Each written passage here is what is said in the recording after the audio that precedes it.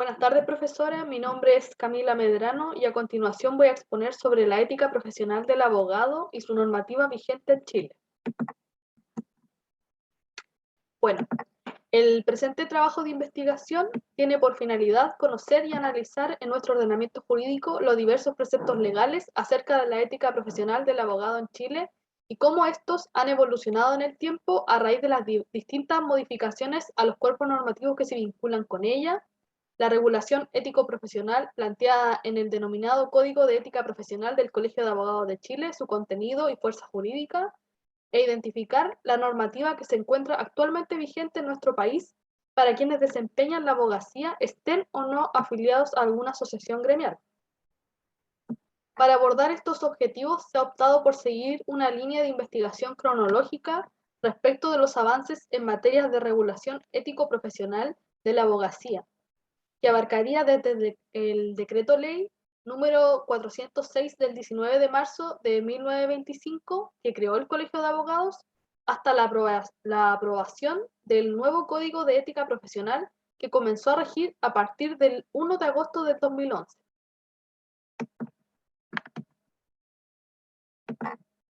Para entrar al análisis de la normativa vigente en Chile respecto de la ética profesional del abogado, es necesario repasar diversas aristas de carácter histórico, comenzando por la creación del primer colegio de abogados el 8 de agosto de 1862, y que solo existió durante 4 años. Posteriormente, se fundó el Instituto de Abogados el 26 de abril de 1915, el cual funcionó como una institución privada. Luego, el Decreto Ley número 406 del 19 de marzo de 1925 creó el Colegio de Abogados con personalidad jurídica de derecho público y que estableció como requisito para poder ejercer la profesión la inscripción en un registro especial correspondiente al distrito jurisdiccional de su residencia. De manera que solo los abogados que se encontraban inscritos en dicho registro podrían ejercer ante los tribunales del país, pero al cabo de 3 años esta norma fue derogada por la Ley 4.409 del 11 de septiembre de 1928, conocida también como la Ley Orgánica del Colegio de Abogados, que mantuvo el carácter de persona jurídica de derecho público a la organización de abogados y también vino a reiterar la afiliación a ese colegio como un requisito para ejercer la abogacía, lo que podría sostenerse como una relación de subordinación entre el Estado y el abogado, siendo este último un subordinado similar a un funcionario público, pero además incluyó potestades disciplinarias y normativas para sus afiliados en materias de ética profesional. Dentro de estas facultades disciplinarias, la Ley Orgánica del Colegio de Abogados disponía que el Consejo General podía hacer uso de medidas como la amonestación, censura y suspensión del ejercicio del abogado por un plazo que no exceda de 6 meses, para la cual se requería la concurrencia de los 2/3 de los miembros del Consejo cuando el abogado incurriere en un acto desdoroso para la profesión, abusivo de su ejercicio o incompatible con la dignidad y cultura de los deberes judiciales.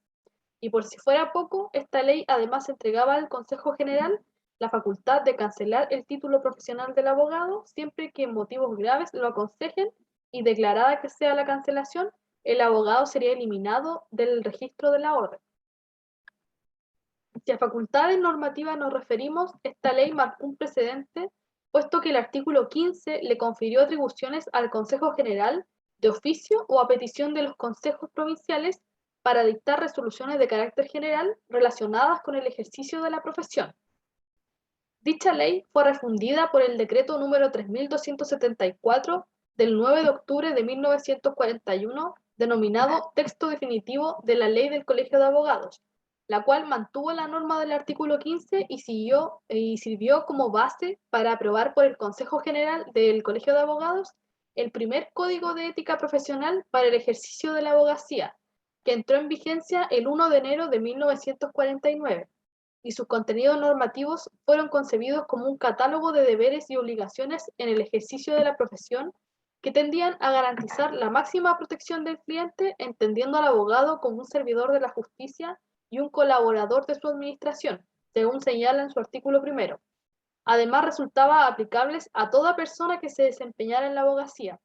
Cabe señalar que cualquier infracción a este catálogo de conductas acarreaba las sanciones ya mencionadas a propósito de las facultades disciplinarias de la Ley Orgánica del Colegio de Abogados. Este código fue modificado en 3 ocasiones, en 1960, 1961 y 1967. Bueno, ahora sí vamos a entrar de lleno a hablar de lo que es la normativa vigente en Chile. Con la llegada del gobierno militar y la Constitución de 1980 se fue gestando la desconfianza del legislador en las organizaciones civiles con afiliación obligatoria, como lo eran hasta entonces los colegios profesionales, que además también se desempeñaban como órgano disciplinador en materia de ética profesional, por lo que la norma del artículo 19, número 15, en su tercer inciso, es sumamente clara en señalar que nadie puede ser obligado a pertenecer a una asociación, lo que a su vez es complementado por el inciso cuarto del numeral siguiente, que enfatiza que ninguna ley o disposición de autoridad pública podrá exigir la afiliación a organización o entidad alguna como requisito para desarrollar una determinada actividad o trabajo, ni la desafiliación para mantenerse en estos, terminando así con el requisito de colegiatura obligatoria para el ejercicio de la profesión. Luego, en 1981, se dicta el Decreto Ley número 3621, que vino a despojar de muchas de sus facultades a los colegios profesionales, comenzando por otorgarles el carácter de asociaciones gremiales. Por consiguiente, debían ajustarse a las normas contenidas en el Decreto Ley número 2757 de 1979. Así, el Colegio de Abogados pasó a llamarse Colegio de Abogados de Chile Asociación Gremial, siendo desde entonces su afiliación voluntaria. Luego derogó las facultades que estos colegios tenían para conocer y sancionar las infracciones a la ética profesional como órganos disciplinadores, confiriendo esta facultad a los tribunales de justicia, los cuales conocían del asunto de naturaleza contencioso civil, el que se debía ajustar al procedimiento sumario, remitiéndose a las penas y sanciones que actualmente se encuentran contempladas en la ley orgánica del colegio respectivo. Respecto de lo anterior, la palabra actualmente debe entenderse para los efectos del artículo 7 y artículo 1 transitorio del mencionado decreto ley, ya que al cabo de los 90 días de su entrada en vigencia, este derogaba la ley orgánica del Colegio de Abogados y con ello las facultades disciplinarias de las que el colegio había gozado hasta el momento. A raíz del nuevo carácter de asociaciones gremiales que poseían los colegios profesionales, posterior a dicha derogación, debemos remitirnos al decreto 2757, el cual tampoco contempla reglas que otorguen a asociaciones gremiales atribuciones disciplinarias sobre sus afiliados. Se entiende, sin embargo, que las asociaciones gremiales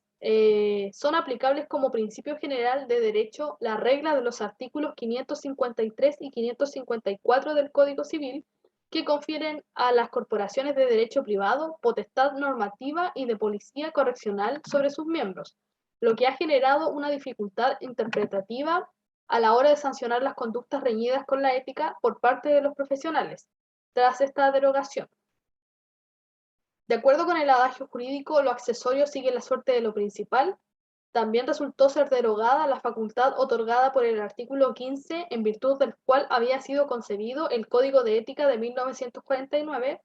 debiendo haber sido eliminado, lo cual no sucedió debido a que el presidente de la República no dictó ni modificó las normas correspondientes a la ética profesional que reglamentarían el ejercicio de las profesiones en el plazo señalado por el artículo 2 transitorio del decreto ley en comento, por lo que el Código de Ética de 1949 devino en una legislación ético-profesional de carácter permanente, y como a la entrada en vigencia del decreto ley 3621 ya había sido modificado en 3 ocasiones, se le denominó Código de Ética de 1981 y entró en vigencia el 7 de febrero de ese mismo año. El 26 de abril de 1991 fue aprobado en los estatutos del Colegio de Abogados AG, cuyas normas rigen solo para el Consejo General y los asociados. En él se establecen las sanciones impuestas por infracciones al Código de Ética de 1981, entre las que se señalan la amonestación verbal, censura por escrito, multa, suspensión y expulsión. Estas medidas se aplicarán por el organismo respectivo de acuerdo con la gravedad de la infracción cometida y podrán además ordenarse la publicidad de la sanción, dejando afuera la suspensión hasta por un plazo no superior a 6 meses y la cancelación del título profesional. Luego, a través de la Ley número 20.050, publicada el 26 de agosto del 2005, se introducen diversas modificaciones a la Constitución, la cual agregó al artículo 19, número 15, que los colegios profesionales estarán facultados para conocer de las reclamaciones que se interpongan sobre la conducta ética de sus miembros y que contra sus resoluciones podrá apelarse ante la Corte de Apelaciones respectiva.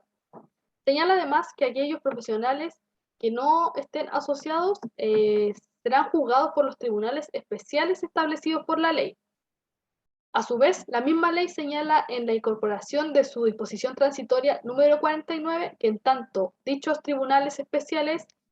no se creen, las reclamaciones motivadas por la conducta ética de los profesionales que no pertenezcan a colegios profesionales serán conocidas por los tribunales ordinarios. Si bien estas modificaciones a nuestra Constitución le devolvieron el carácter jurisdiccional disciplinador a los colegios profesionales que les había sido arrebatado por el Decreto Ley número 3621 de 1981, además de la posibilidad de apelar sus resoluciones en segunda instancia, y también que mandató al legislador para crear tribunales especiales respecto de aquellos profesionales no colegiados.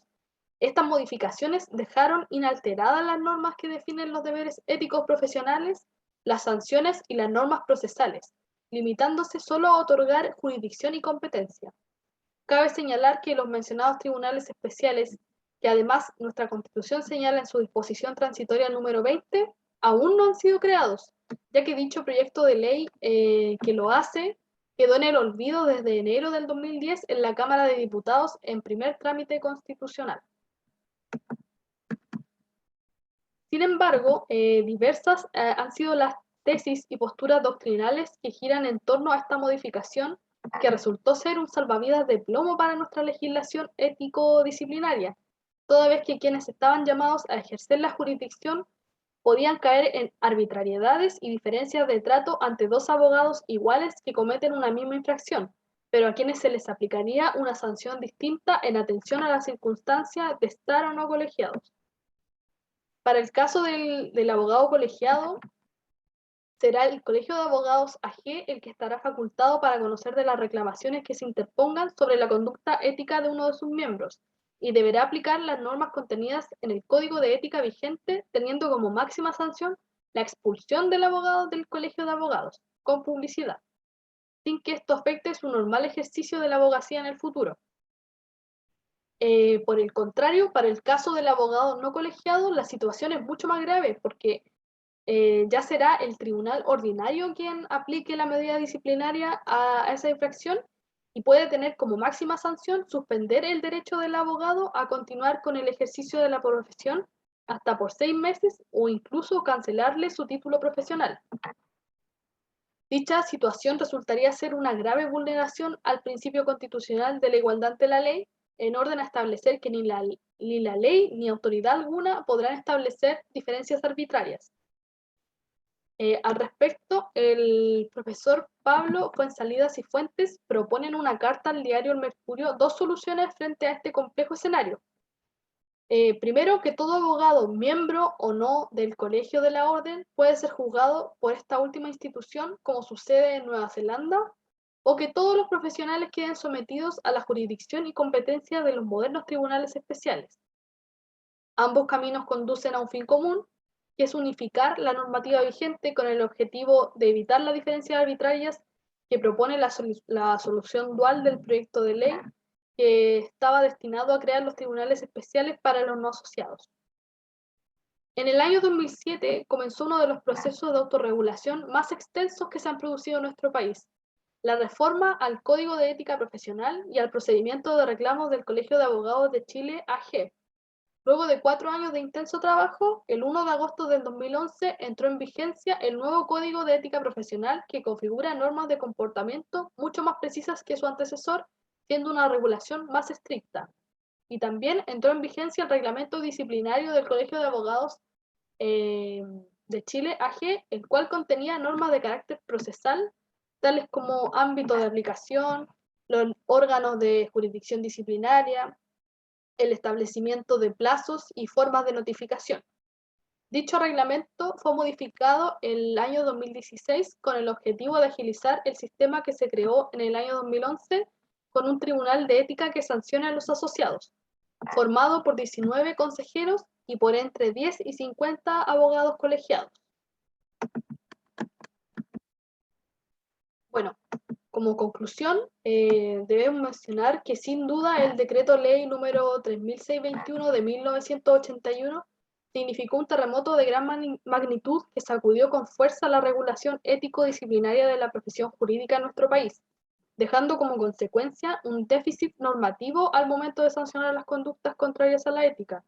Y por si fuera poco, la ley 20.050 del 2005, que modifica nuestra Carta Fundamental, no hace más que complicar este escenario, generando una dualidad respecto del control ético como ejercicio de la función jurisdiccional, en la que los dos órganos llamados a juzgar,